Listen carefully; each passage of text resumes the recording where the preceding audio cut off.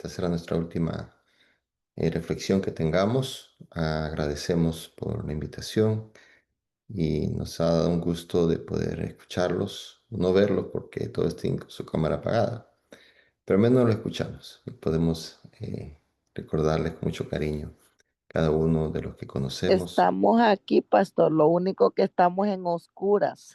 ¿Estás con los pelos parados, Fanny? Sí, Imagina algunos con los pelos parados, otros cambiándose, otros en el trabajo, otros yendo al trabajo. Pero salir a escuchar a cada uno de ustedes y qué lindo que en esta cadena podemos encontrar a hermanos queridos de Savannah, de Brunswick. Tenemos nuestros queridos hermanos de Marietta, están también de Canton, de Woodstock. Y pues sé que tal vez otras hermanas de otras iglesias, Hasta de eh, Argentina, hasta de pastor. Argentina. Muy bien, teníamos, me acuerdo de Ujú, nuestra hermanita de Argentina que falleció. Gladys. Ujú. Eh, eh, un placer, un gusto saber de que por este medio podemos llegar a cualquier parte del mundo. Si usted está en la China, también se puede conectar. Así que damos gracias a Dios por esa tecnología y por su cuidado y porque hasta el día de hoy pues el internet no ha fallado y todos podemos haber compartido estos días el mensaje. Muy bien, tenemos ya para, recuerden, la tarea, ¿verdad? ¿Alguien encontró qué significa Deuteronomio en hebreo? Si alguien lo escribe allí, por favor. Si no, lo voy a tener que jalar a todos. A todos le vamos a poner una nota jalada por no hacer la tarea en la semana. Algunos lo hicieron, otros no. ¿Qué significa Deuteronomio en hebreos? ¿Qué significa Deuteronomio en griego? Es bueno para que ustedes puedan saber de que lo que estamos hablando, pues es así, ¿no? Esto es así. Eh, Hebreos significa palabras, de barín, palabras. Y en griego significa segunda ley o repetición de la ley. Es por deuto, que son eh, repetición, o segundo, deuto en griego es dos, o segundo, y monos significa ley. Entonces, segunda ley o repetición de la ley, ese es en griego. Pero en hebreo es palabras. Y ya dijimos que no es difícil, usted no necesita ser teólogo para saber el hebreo, simplemente los libros, o al menos los primeros 5 libros de la Biblia. El título se basaba en las primeras palabras del primer versículo. Por eso dijimos que Génesis en hebreo es en el principio. Y eso es como empieza el versículo 1, ¿no? Del capítulo 1. En el principio Jehová creó los cielos y la tierra. Después encontramos en Éxodo, ¿no? Que significa nombres. En griego es salida, pero en hebreo es nombres. Y estos son los nombres que entraron a la tierra de Egipto. Sí, a la tierra de Egipto. Después aprendimos de que Levíticos, en hebreo, no es Levíticos que es referente a los levitas, como dice en griego. En hebreo es y llamó, y llamó. ¿Quién llamó? Y llamó Dios a Moisés. Dios es el que toma la iniciativa, nos llama, nos busca para restaurar una relación con nosotros. Y ayer vimos números, ¿verdad? Números en griego, pues censos, números, censos. En realidad, el números eh, en hebreo es en el desierto. Y habló Dios a Moisés en el desierto. ¿Ve que no es tan difícil? No es muy difícil. Si leemos la Biblia, es bastante sencillo. Y por último, hoy día es Deuteronomio, ¿no? Segunda ley o repetición de la ley en griego, que no tiene nada que ver con el título de hebreo. El título en hebreo empieza Deuteronomio 1:1. Estas son las palabras que Moisés habló. Entonces, Deuteronomio en hebreo, palabras. Devarim. Hemos escuchado eh, de que una de las razones en que Moisés no quiso ir a Egipto fue porque era tartamudo. La pregunta ¿era Moisés tartamudo? Vamos a orar antes de entrar a nuestro tema de lleno y que Dios nos pueda iluminar para entenderlo. No solamente entenderlo para ser oidores, sino entenderlo para ser hacedores y poder conocer más ese Dios maravilloso que tenemos. Vamos a orar. Padre querido, te damos gracias por esta semana, por tu cuidado. Y te pedimos, Señor, que hoy día, una vez más, tu Espíritu Santo sea quien nos hable, sea quien pueda hacer eco en nuestros corazones, en nuestra mente, y podemos entender tu palabra y conocerte mejor. Ayúdanos, Señor, a seguir adelante a pesar de las dificultades o todas las peticiones que tenemos. Todo lo ponemos en tus manos, nuestra vida también. Lo pedimos en el amor de Jesús. Amén. ¿Era Moisés tartamudo? Interesante porque, tome nota, Deuteronomio significa palabras. ¿Las palabras de quién? Las palabras de Moisés. Eso es lo que dice, ¿verdad? El hebreo, las palabras de Moisés. En el Antiguo Testamento,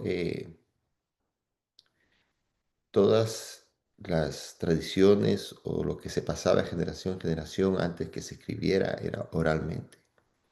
Así que si usted cree de que Moisés era tartamudo y esa es la tradición que hemos, porque era, dice, lento de palabra o tardo o pesado de palabra, no necesariamente quiere decir que es tartamudo. Porque el libro de Deuteronomio contiene el discurso final de Moisés. Es lo que Moisés va a decir ahora como un resumen de todo lo que él ha venido diciendo en Génesis, en Éxodo, en Levítico, en Números, ¿verdad? Pero este es un discurso final. Esto no es como empiezan los demás libros que dicen, y habló Jehová a Moisés, y llamó Jehová a Moisés. No, son palabras, estas son las palabras que habló Moisés. Moisés tiene 34 capítulos. Claro, en el tiempo bíblico no había capítulos, ni comas, ni puntos, ni nada, lo que nosotros conocemos hoy la gramática, ¿no? Eran rollos y se escribían todo de largo. No había este es el capítulo 1, capítulo 2, no.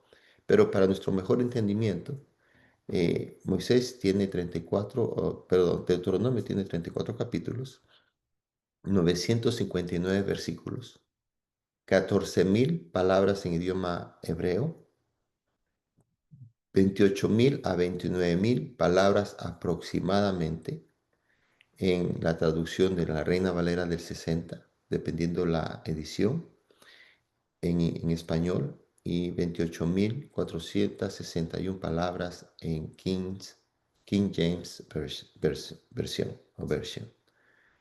Entonces, usted se imagina a Moisés siendo tartamudo, hablando 14.000 palabras. No sé si usted algún día se ha encontrado con una persona que tiene esa dificultad de hablar, esa dificultad de tener que decir algo y no le sale por el problema que tiene del habla. Entonces, para que Moisés tuviera que decir 14.000 palabras, es la que más o menos componen el libro de Deuteronomio. No sé si cuánto tiempo tenía que haber estado para hablar y toda la paciencia que hayan tenido todos para escucharlo. Así que hay otras razones por las cuales Moisés no quería ir a Egipto y no tenemos tiempo ahora para poder explicarlo. Entonces, en hebreo, Devarim, estas son las palabras. No comienza el libro de Deuteronomio con una acción genealógica, sino con palabras. O sea, la revelación de Dios por medio de la palabra hablada y escrita, ¿no? Así que palabras de Moisés no significa que son solo humanas. Sabemos que Dios ha inspirado a aquellos hombres para usar como al hombre para instrumento para dedicarnos su palabra, ¿no? Como lo dice 2 de Pedro capítulo 1, versículo 21.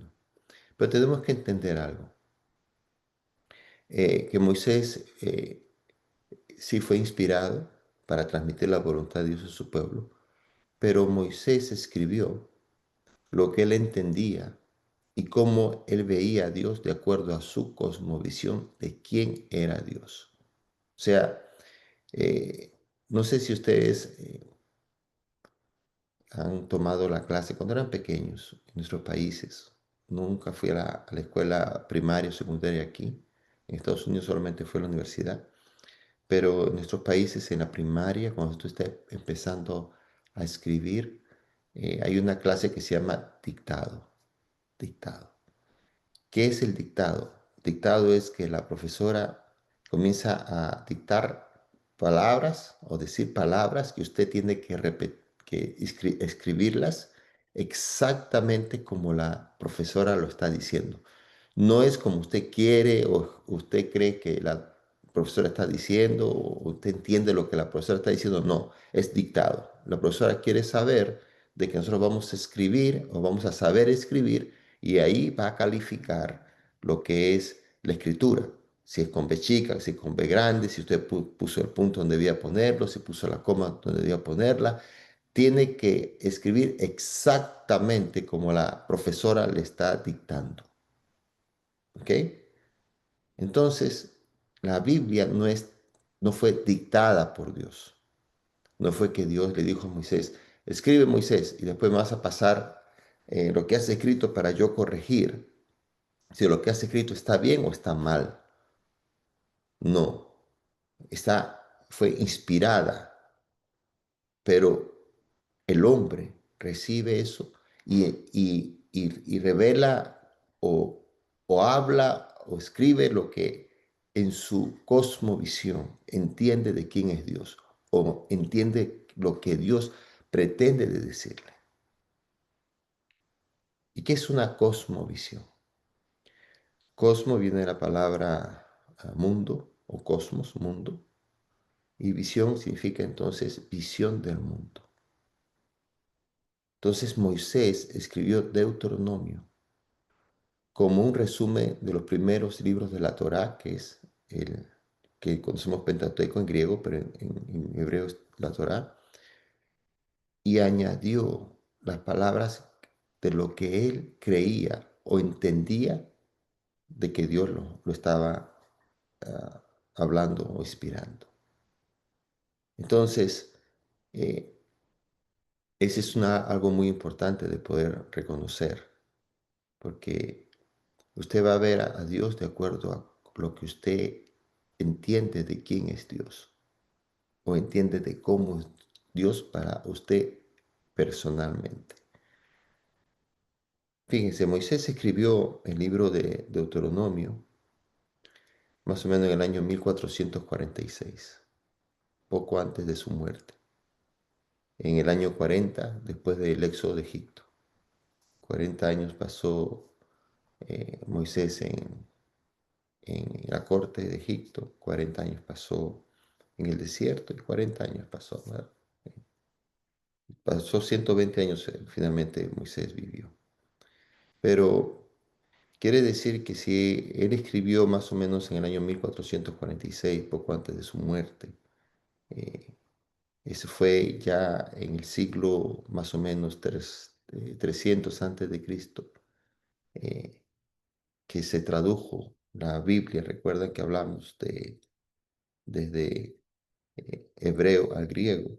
Quiere decir de que por más de 1100 años se conservó el nombre de palabras en su original, como lo habían escrito. Pero Moisés escribió Deuteronomio, él, de acuerdo a sus palabras, de lo que él entendía de quién era Dios. Moisés escribe el libro de Deuteronomio y añade a las leyes que ya se habían dado en Éxodo, con los mandamientos, había hablado por ejemplo, en Levíticos. Él en Deuteronomio repite algo de todo eso como un resumen, pero también da otras leyes que él a su entender debería ser aplicadas para el tiempo de Israel, el tiempo bíblico. Y son cosas que están en la Biblia, pero que nosotros nunca, queridos, nunca la vamos a poder hacer. Y no porque no realmente sería imposible hacerlo, sino que las leyes hoy no lo permitirían.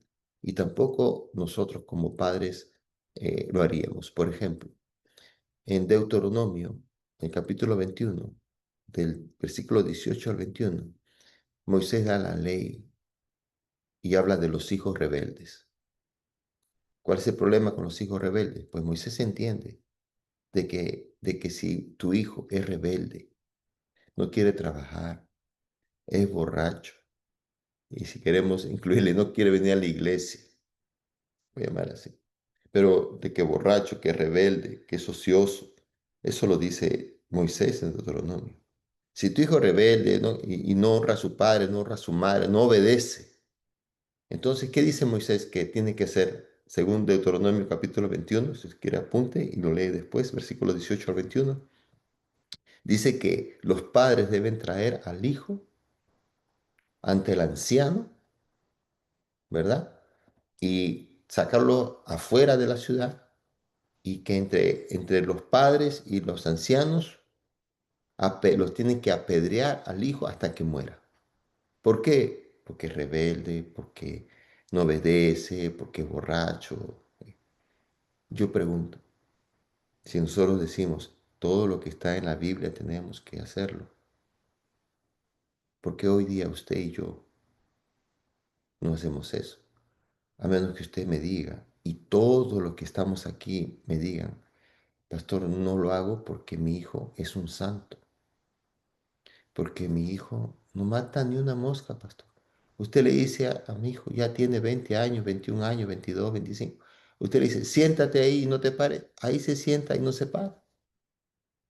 Vamos a la iglesia. No le tengo que decir vamos a la iglesia porque ya a las 8 de la mañana ya está listo, cambiado, en la puerta esperándome para ir a la iglesia. Qué maravilla de mi hijo. Cuando entro a su cuarto, siempre lo encuentro de rodillas orando. Cuando entro a su cuarto, siempre lo encuentro estudiando la Biblia. Yo no digo que esas cosas no las hacen, pero digo, hermanos, que hay muchachos, hijos nuestros, que por la edad y por el tiempo, por las situaciones que vivimos, son rebeldes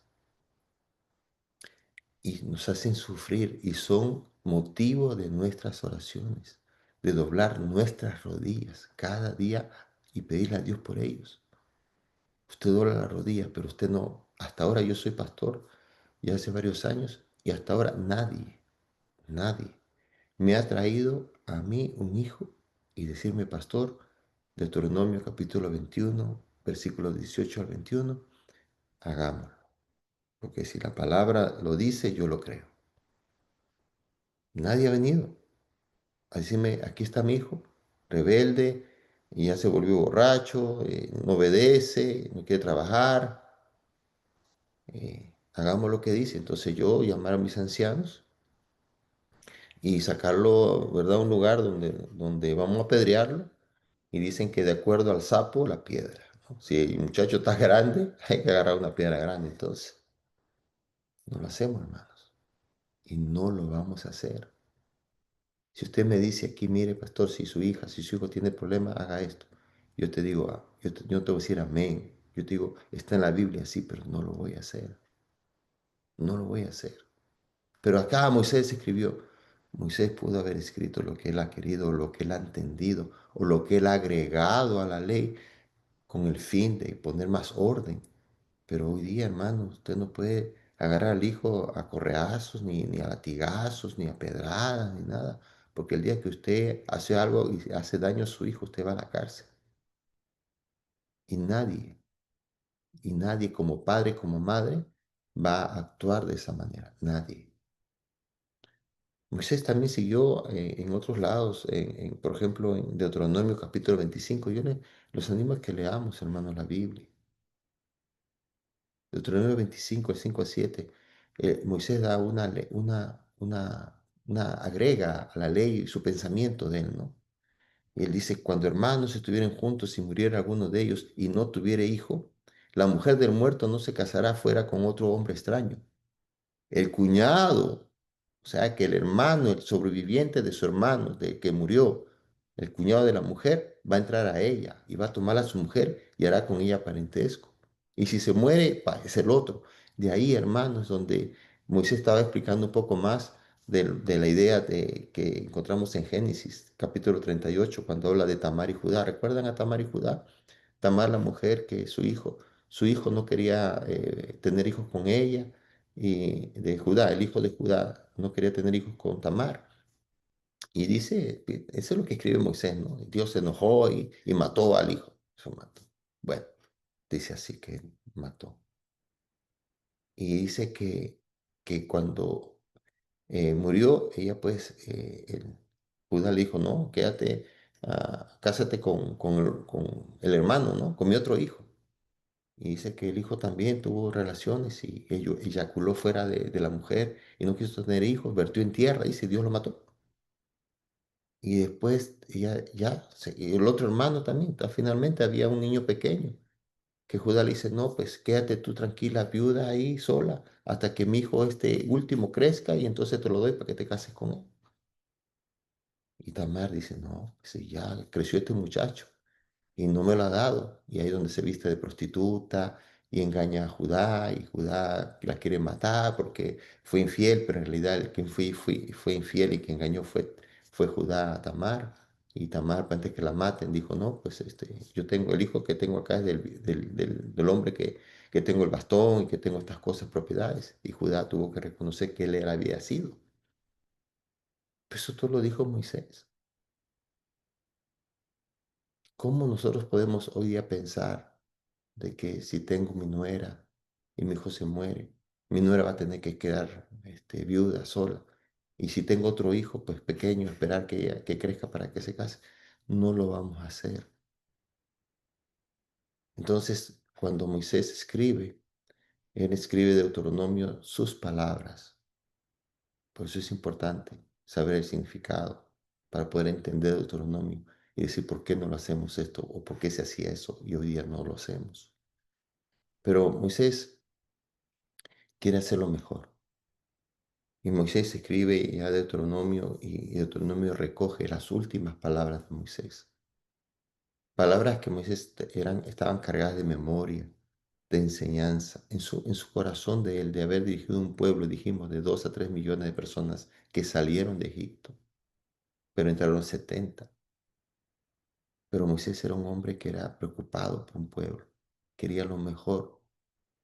Y Moisés en Deuteronomio recuerda la fidelidad de Dios. Él repasa la historia del Éxodo, recuerda el pasado, fortalece la fe y el presente de las personas. Pero en su cosmovisión, en su mal interpretación de quién es Dios, él comienza a agregar leyes que sería muy, muy difícil, queridos, nosotros cumplirlas. Moisés también en Deuteronomio da palabras que renuevan el pacto, el Shema, que es el corazón del pacto, y habla acerca de que debemos obedecer a Dios. Pero la obediencia a Dios debe nacer del corazón. ¿Usted quisiera que sus hijos lo obedezcan por temor o por amor? ¿Sería posible que nuestros hijos no obedezcan por temor? Sí, pero ¿cuánto duraría esa obediencia? ¿O el hijo qué estaría pensando cuando usted obliga a alguien a hacer algo que no quiere? Si es menor de edad, diría, tendré que esperar hasta que crezca. Pero el día que yo cumpla 18 años, voy a ver esa puerta, voy a abrirla y me voy a ir, más nunca a regresar a esta casa. Usted ya se ha puesto a pensar. Y eso a veces no solo le pasa a nuestros hijos, a nosotros mismos. ¿Cuántas veces nosotros? Es increíble, ¿no? El ser humano, somos complicados, somos complicados. ¿Cuántas veces nosotros hubiéramos querido, que cuando estábamos pequeños, decía, ¿cuándo cumplo 18 años? ¿No? ¿Cuándo cumplo 18 años? ¿Cuándo me voy a ir de esta casa? El día que yo cumpla 18 años, ya no va a dejar que mi mamá me diga lo que tengo que hacer, ni que nada, y voy a salir, ya no voy a volver, voy a ponerme a trabajar. Y así sucede. Y cumple 18 años y se va. Interesante. ¿Cuándo me voy de esta casa? Pero cuando llega ya la adultez, 30, 40 años, ¿cuántos de nosotros quisiera volver a casa, abrazar a papá y a mamá? ¿Cuántos de nosotros no hemos visto personalmente a papá y a mamá, a hermanos, hermanas, y quisiéramos abrazarlos? ¿Cuántos no añoramos la comida de mamá o de papá, su enseñanza, su protección? De pequeños, cuando cumplimos 18 años para irnos, y de grandes, cuando podemos volver. La obediencia debe nacer del amor. Es la única manera. Así que Deuteronomio son palabras de Moisés. Hay que estudiarla con pinzas. Hay que leerlo con mucho cuidado, porque podemos confundirnos y podemos eh, pensar de que como Moisés en su cosmovisión entendía quién era Dios, podemos ver a un Dios castigador. Podemos ver a un Dios que no perdona, que nos va a matar. Entonces, queridos, el problema no es Dios, el problema somos nosotros. ¿Quién es Dios para ti? ¿Cómo tú ves a Dios? Por ejemplo, en Apocalipsis, capítulo 6, dice que en aquel día ellos dirán, cuando está hablando de la venida de Jesús. Y es interesante, no tengo tiempo, lamentablemente el tiempo vuela aquí, ¿no? Pero es interesante cómo ese grupo dirá en aquel día, a las rocas y a los montes caernos de aquel que viene y escondernos del rostro de Dios. Ellos prefieren que el montes y las rocas le caigan a ellos antes de poder ver a Jesús. Pero interesante porque Isaías 25 dice, he aquí, nuestro Dios le hemos esperado y Él nos va a salvar. ¿Quién es Dios? ¿Tiene doble cara? Para unos, la mitad del rostro de Dios es un Dios que va a venir a matarte, a consumirte. Y para otra mitad de la cara de Dios, para otros es un Dios de amor que viene a salvarnos. Que la única misión de Jesús es, dijo, porque yo he venido para que tengan vida y vida en abundancia. Porque no vine a buscar a justos, sino a pecadores. Porque vine a buscar lo que se había perdido. ¿Tiene doble cara o somos nosotros que vemos a Dios de diferentes puntos de vista? Queridos, Jesús vino a mostrar quién es realmente Dios e ir en contra o desmentir de muchas cosas que decían de Dios en el Antiguo Testamento, donde se presenta un Dios castigador, implacable, pues duro. Y aquí Jesús vino a mostrar a un Dios que es bueno, que su misericordia no acaba, que tiene paciencia con cada uno de nosotros, que vino a buscar y a saber lo que se había perdido, tú y yo, que se juntaba con los pecadores y comía con ellos. Por eso, en conclusión, Moisés podría haber sentido que él no era la persona moralmente adecuada cuando él no quiso ir a Egipto para cumplir la misión tan grande. Sin embargo, Dios lo eligió, no por su perfección, ni siquiera por su errónea percepción de quién es Dios en algunas leyes que Él dio en su cosmovisión, sino por su disposición a obedecer. Dios no busca a quienes no tienen pasado, sino a quienes tienen el corazón dispuesto a cambiar el presente y su futuro. Voy a repetirlo y con esto termino. Dios no busca a quienes no tienen pasado, sino a quienes tienen el corazón dispuesto a cambiar el presente y su futuro. Dios no mira quiénes nosotros somos, sino Él mira quiénes podemos llegar a ser por su amor, por su misericordia.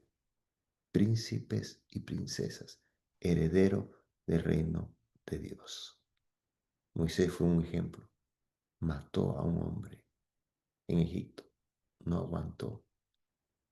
Pero después dice la Biblia que Moisés fue el hombre más manso de la tierra.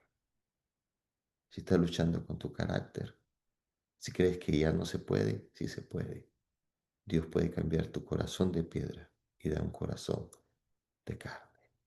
Vamos a poner el himno y vamos a la oración final.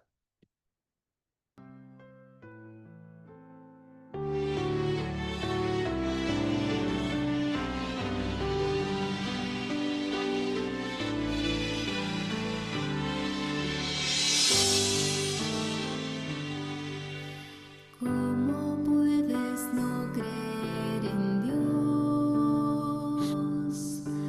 ¿Cómo intentas ignorar su voz? Él ha dado muestras de sus grandes maravillas. Puedes ver su poder. El eclipse del sol hasta opacar. La más densa noche hace brillar.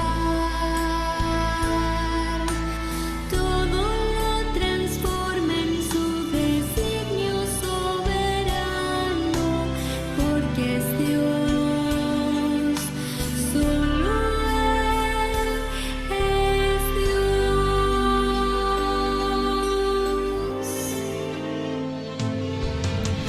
Creo en Dios, su voz levanta el viento y mar en tempestad, y por su mano alzada pronto acallará, aun cuando todo esté perdido. Yo creo en Dios, porque Él es mi esperanza en medio del dolor. Confiado cantaré su grande salvación, porque vivo y creo en Dios.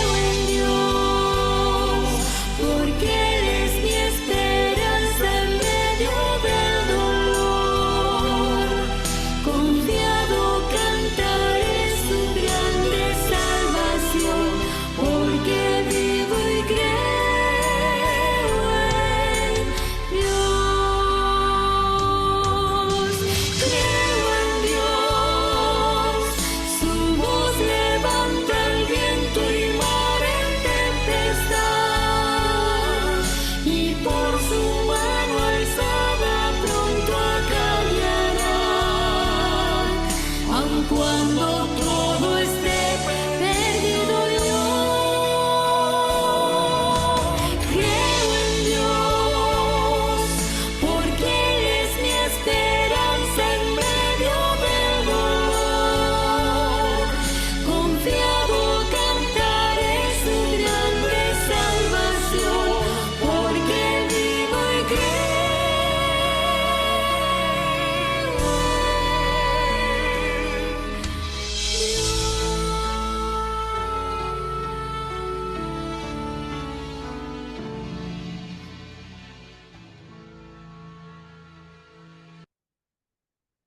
Esperamos, queridos, que en esta semana que hemos tenido un viaje a través de la Torá en hebreo y Pentateuco en griego, hayamos podido conocer un poquito más de ese Dios maravilloso, que se preocupa por su pueblo, que se preocupa por ti, que está a tu lado, que no nos va a abandonar, y que tomemos las fuerzas para seguir creyendo en Dios, porque Él cree en ti, cree en mí.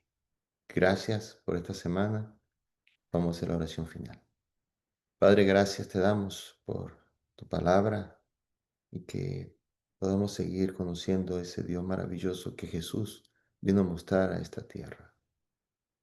Felipe le dijo, muéstranos al Padre. Y Jesús dijo, el que me ha visto a mí, ha visto al Padre.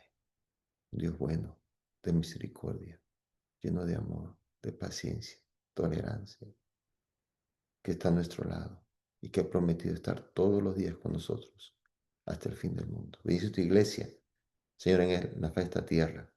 Hay muchos hermanos representados en diferentes iglesias, hasta de Argentina. Tenemos personas que se conectan y aprenden más de ti. Bendice, Señor, a todos nuestros hijos, nuestras familias. Y todos nos ponemos en tus manos. Acompáñanos en la preparación de mañana, de tu día santo, y acompáñanos, Señor, hasta el día que tú vengas a las nubes de los cielos. Lo pedimos y rogamos en el amor de Jesús. Amén. Bendiciones a todos, feliz sábado, un abrazo para todos. Quisiera decir nombre por nombre, pero no Feliz puedo.